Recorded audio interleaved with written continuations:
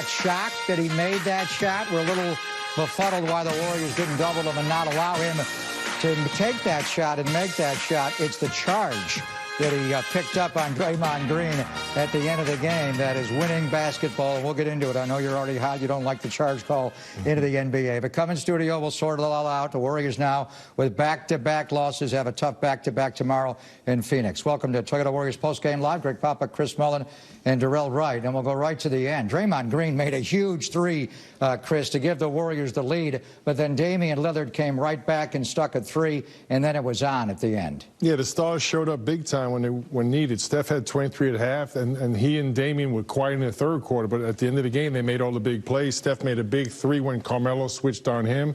They ran a split action. He made another big three-point shot. And Dame Lillard cold all night, and you called it at halftime. You said, I know this guy's going to make a game-winning three.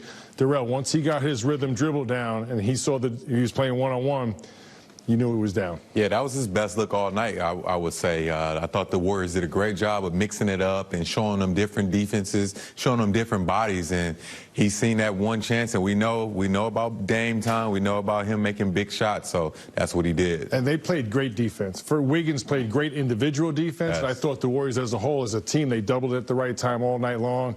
But you know what? I mean, you have to give Damian Lillard credit on that shot because he had no rhythm. The Warriors didn't let him get rhythm, but that one time they needed him most, he stepped up.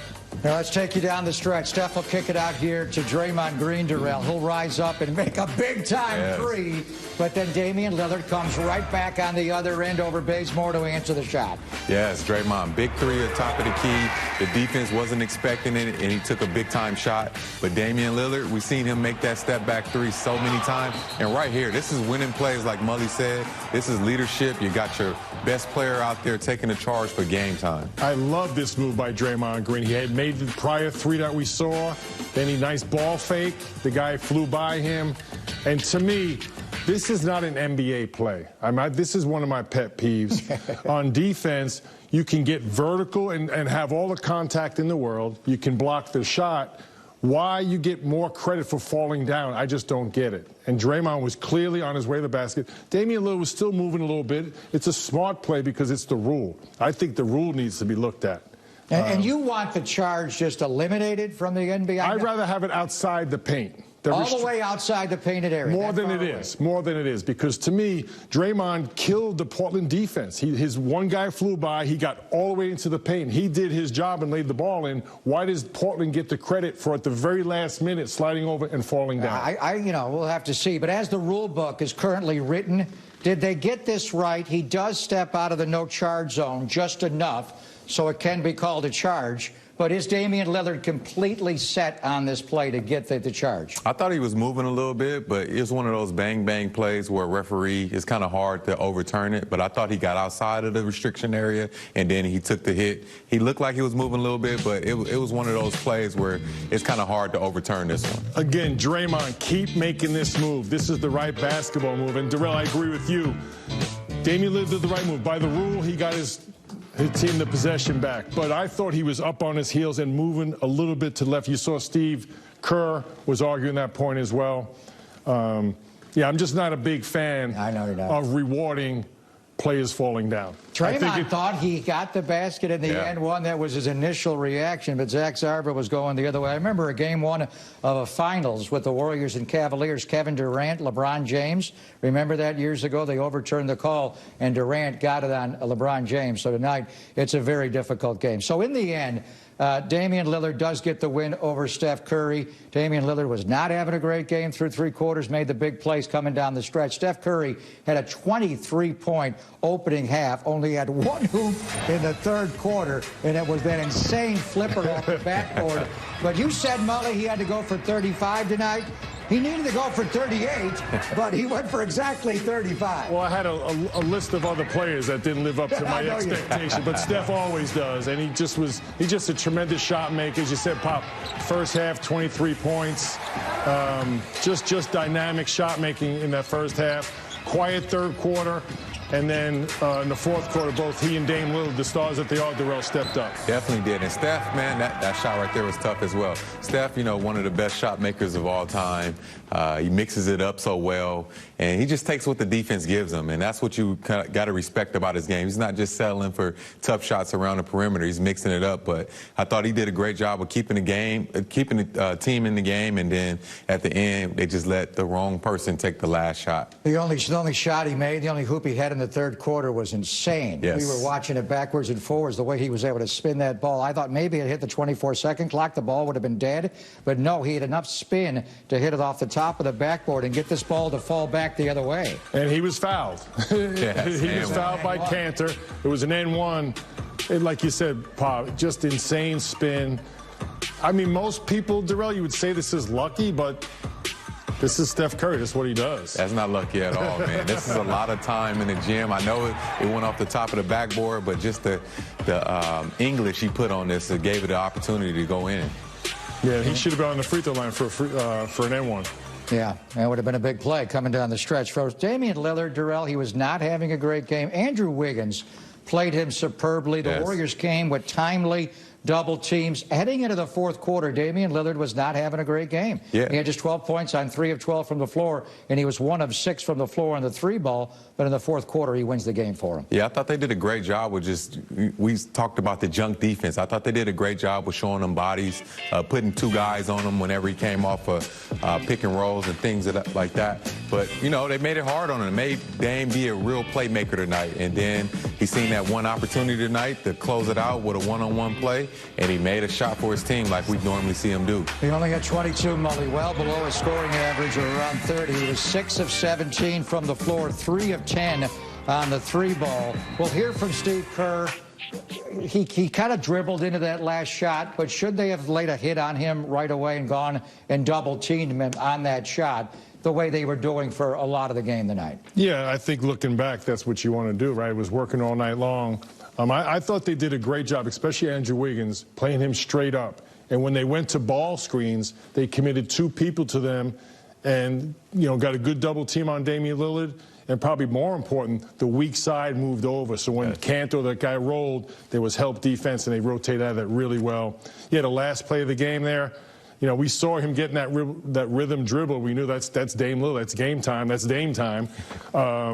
Yeah, so ideally you want to go get him, make someone else beat you. Yeah, you got to make someone beat you, but Andrew Wiggins did a great job. This is one of those games when you come in there, everybody has to be on the same page. When you want to take a guy out the game, and I thought they did a great job of that. And like Mully said, the defense on the weak side were in the paint, and they made it hard for guys around the basket as well. And Dame Lillard, you know, he moved the ball when he got doubled. And he got 5 guys in double figures, and your guy from Syracuse. Carmelo Anthony. Big time. Carmelo Anthony. He looks younger and in better shape than he did when he got Jim Boeheim the championship his freshman year. I've never seen Carmelo Anthony in this kind of shape. And this is a perfect fit for him. Look at his efficiency, 8 for 13, 22 points off the bench. His efficiency's been great. And I just noticed he's way more decisive. He makes quicker decisions, and this is a perfect fit for him. And his fitness, his level is up. No doubt. He's in shape. Maybe the first time in his whole career, he's in really rock-hard shape. This is a tough loss for the Warriors now. With this loss, Portland goes to 20-14. The Warriors go to 19-17. And again, if you're in that 7-10, but there's a big difference whether you're 7 or 8 or 9-10. We'll explain that more as we get closer to the end of the year. But they also lose the season series to Portland, Darrell. So if there is, this game is a big 2-way swing, and they move out in front. Plus, you lose the season series if you do happen to tie them, and that's one of the tiebreakers. So tonight was a tough loss when you look at the Western Conference standings. Yeah, tonight was definitely a tough loss. It's going to be another one of those games that goes with Orlando and Charlotte, that you look back, a game you know you should have had, a game you know you could have won. So this was definitely a tough one. And then for Dame to play Dame so well all night and let him hit that game winner, this is definitely going to be one of those games they think back about. And that Western Conference is so jammed up, and you see Denver and Dallas starting to make their run. They're playing better now. And there's 3 teams that surprised me. Phoenix, as far as they're up, Portland with their injuries, and then good old San Antonio.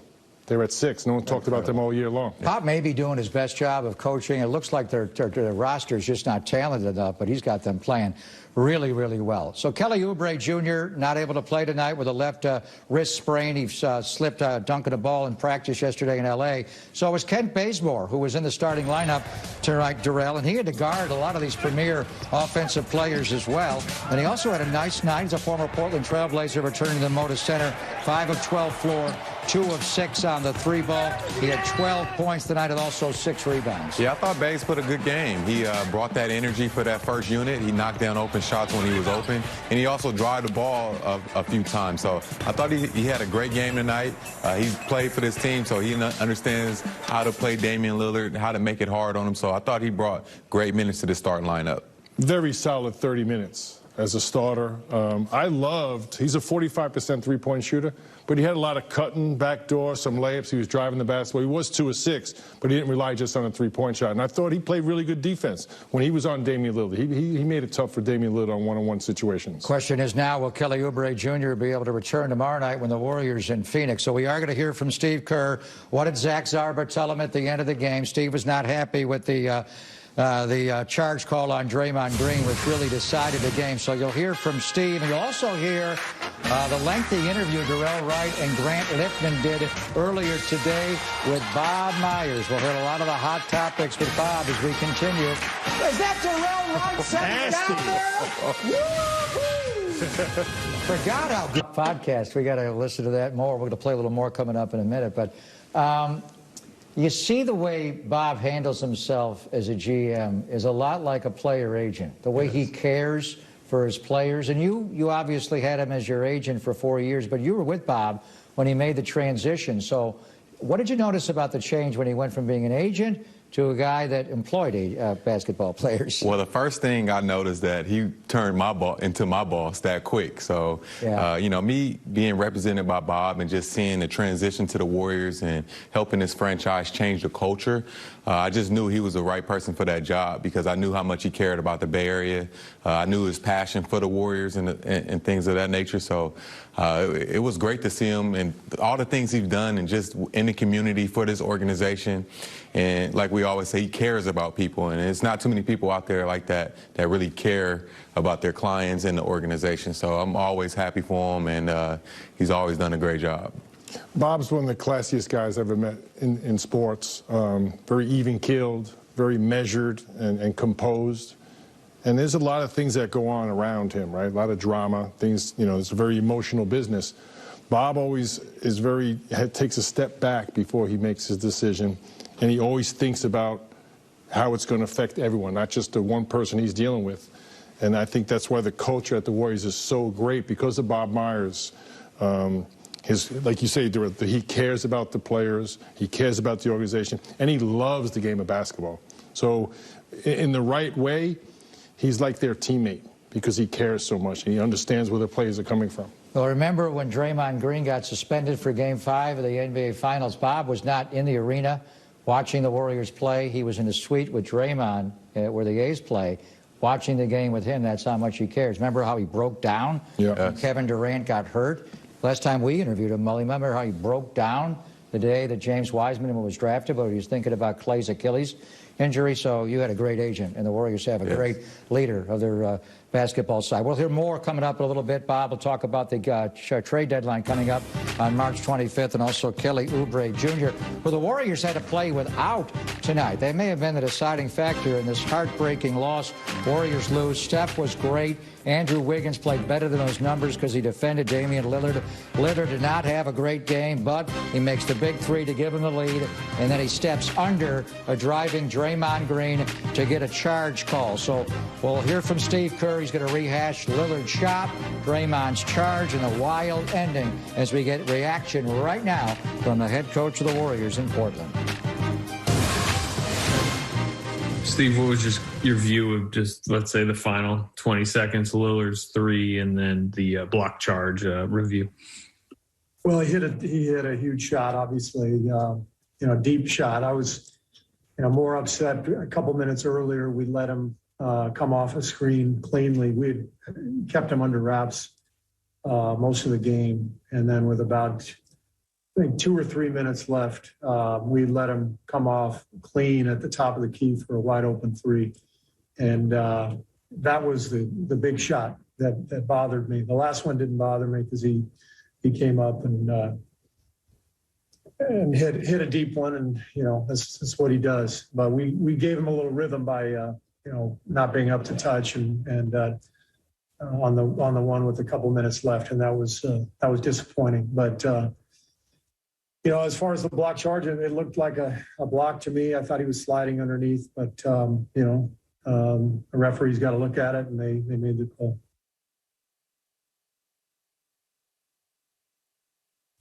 Do you feel like he did a good job on Dame through the first 3 quarters? It was looking like it was going to be a quiet night for him, but then the fourth, he started to erupt.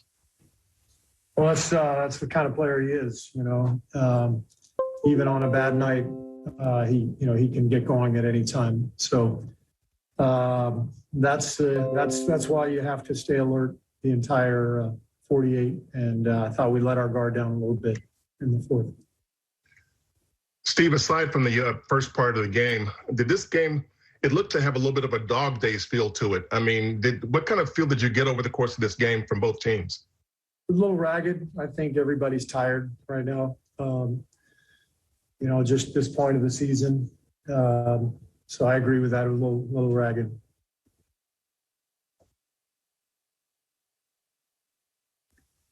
Do you need more from the centers? Looney, obviously does a lot of great stuff, but offensively, he missed some easy ones tonight. And then obviously Wiseman tonight didn't give you much. We just need more scoring in general from, anybody other than Steph. He's generating everything for us on or off the ball. And obviously without Kelly tonight, took away one of our best scorers. So we don't necessarily need scoring from one position. We just need people to step up night in and night out and provide some extra scoring for us. So we're not relying solely on Steph. Coach, how did you feel about the second unit's play today? I thought they did a good job. I thought they got a little unlucky in the first half. They had a really good run in the first half. Got excellent shots. A couple that had they gone down, we really would have been in a good position. And then we had some. I thought Eric had some good looks tonight that he normally makes that he just couldn't get to go. So, but all in all, I thought the second unit did a really good job when they were out there. Steve, you guys have been so resilient throughout the year, but obviously this one's a little tougher given the defense you did play on Dame for so long. What do you say to the group heading into this last game of the first half to make sure you don't drop 3 in a row? Just keep going. Long season, and all we can do is keep forging ahead, and that's the plan. By playing Juan tonight again, too, are you just sort of going forward assuming that this 2-way limit is going to be lifted? Because I don't know if that's official yet. Yeah, I'm not even thinking about that. So if we need Juan out there, which we did tonight, then we'll play him. And I'm not giving that any thought. Okay. It's one game tomorrow, obviously, over the span of 72. But considering, you're on a little 2-game losing skid right now and the break's coming up, does it feel big tomorrow?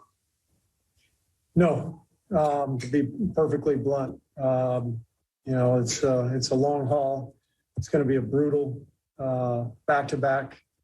And, we can't go into that game with feeling like, oh my God, we have to do this. Got half the season ahead of us. So we're in a tough spell right now, schedule wise. We let it slip away tonight. So nobody's in a good mood, but like I said, a lot of basketball ahead. We just got to keep plugging away. What did you think about Kent Bazemore's start against one of his old teams? And did he have any insights about tendencies? Kent played really well. I'm a huge fan. He just brings energy and force to every game. And Great teammate, stays ready for a night like this where he gets to start or, stays ready on the bench. So I love Kent.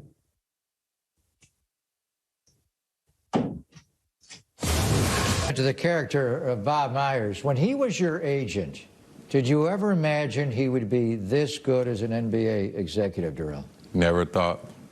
But I knew he had the passion for it. So when you see someone with passion for it and people that genuinely care, then you see these type of results. So I'm not surprised at all his accomplishments and the things he's done for this organization and putting players in position to be champions and, create a dynasty. So I'm not surprised at that at all, just because I know what type of person he is. And Bob brings people together. He's a unifier. And I did deals with him when he was an agent, and he was always so great to deal with.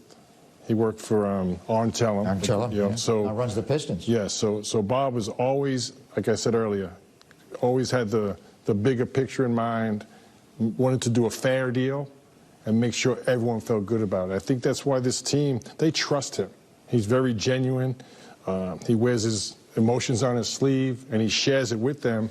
And I think he's built up so much trust with the players, and I think across the league, Darrell, that's why, minus Steph and Clay, but just the culture that the Warriors have developed, a lot, to me, is Bob Myers and Steve Kerr's ability to, in adverse, tough situations, remain calm and measured and handle it with class and dignity. The quality of the people from the top of the organization, Bob and Steve, and then a player like Steph Curry, and the quality that he has exhibited throughout his career.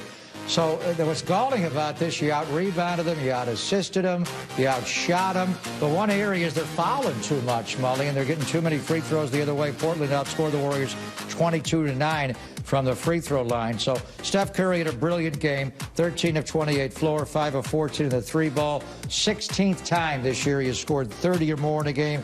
He went for 35, but not enough. Let's get a reaction right now from Steph Curry. How frustrating is it to end, just a highly competitive game that way? It's tough. I mean, we all have our interpretations of the play, and obviously it was close, but we felt like there was some movement before, after Draymond took off, and was pretty confident going into the review that we were going to get it overturned and then hopefully get a stop and take a win. It doesn't go our way, obviously, and that's a tough way to end the game for sure. So I don't even know what to say about it, really. Steve was just saying that you guys kind of need more scoring besides you and maybe creation. Where do you think you can get it, and where do you think you need it? I feel like I got to be aggressive first and foremost. And, when I'm, looking for my shot, looking to play made, looking to draw a crowd, whether I have the ball or not, we've gotten a lot better at finding open guy, the ball moving, cutting into open space, not being on top of each other. And it's drastically different than it was at the beginning of the season. And that consistency will continue. We think as rotations start to, again, formalize with, healthy guys back, hopefully that'll give a lot of guys just, unreal confidence when they're out there to make plays and, be aggressive, look for their shot, and, create offense. And that's how we have to approach it with, the roster that we have and the style that we like to play, and everybody contributing and having confidence. Like I said, when they're out there on the floor, they know they're capable of scoring, they're capable of putting pressure on the defense, and we can build momentum off of that. Steph, you guys had quite a few games that looked like you were going to win in the final whatever and did pull it out. What would you attribute the lack of execution to? Is it just less time together? Is it inexperience? Like, how would you break down what happens in these games? I'm not chalking this one up tonight to quote-unquote execution. We had for a 4-point lead with a minute and some change left. Bays gets an open three in the corner. I get an offensive rebound and miss the layup barely. You get another tip, kicks out to me. I miss a three. Draymond missed the tip. Then Dame comes out and hits a three. Then we go back and, I get a little runner that sits on the rim for 5 seconds, doesn't go in. Obviously, Dame makes a shot. So tonight was kind of just one of those, everything that could have not gone our way did. And, they made some big shots. The charge play, obviously. There's been other games where I could really say, we didn't, legit execute. And those are learning lessons. And, we can't dwell on it, but we do have to be real with ourselves that we've tricked off some games.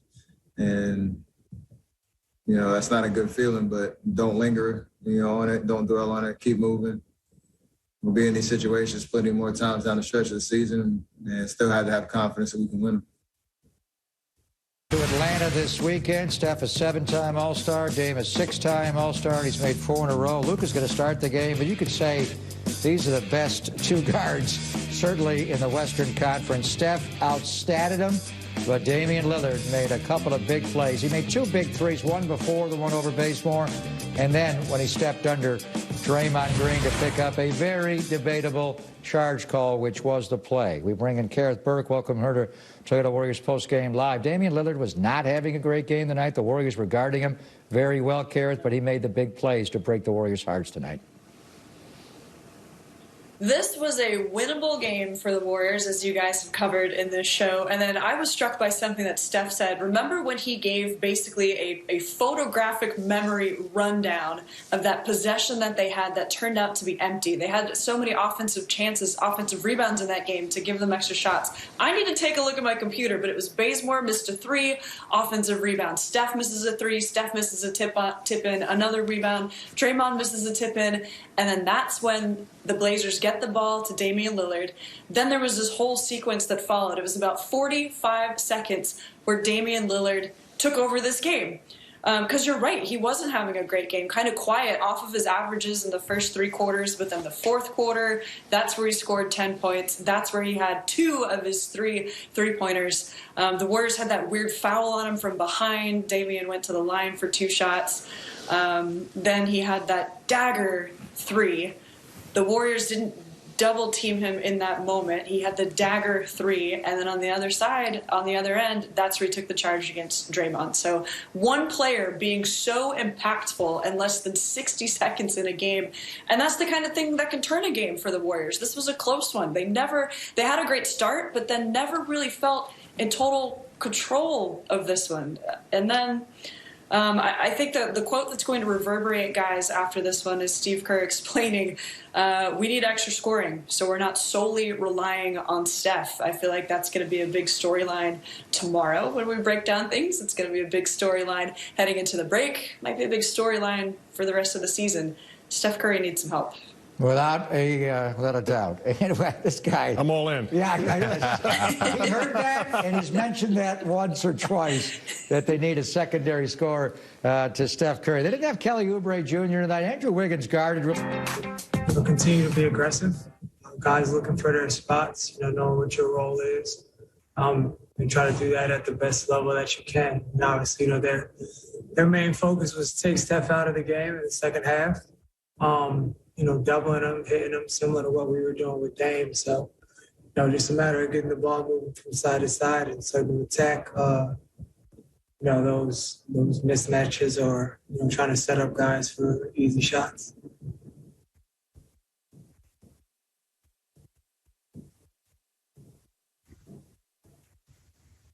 Damian, Steph was saying that there's been a number of games this season where as the word he used was tricked off. But you've had some games you could have won. And I'm wondering, as those games pile up, what do you try and take from them to make it a positive experience moving forward? Actually win. Finish out games.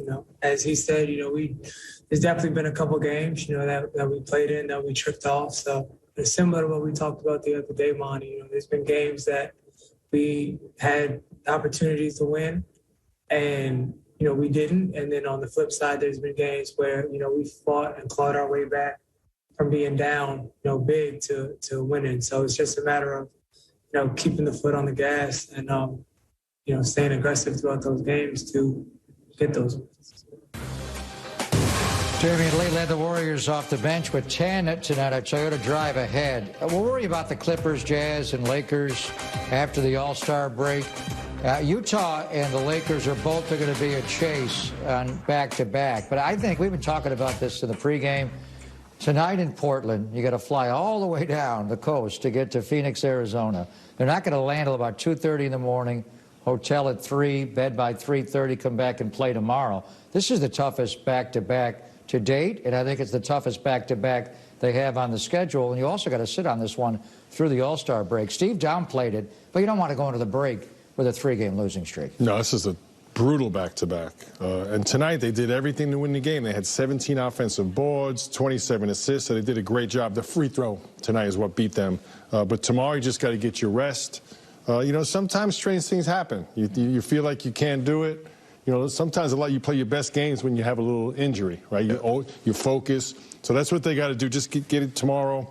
Just let it all hang out. The break is coming. Just let it all hang out tomorrow night. Yeah, I love what you said, Mother. Just let it hang all out. Just go out there and play your game. Try to make it as hard as possible for them. They just coming off a big-time win against the Lakers. They, had a day off. So just got to come in the game and try to give it your all.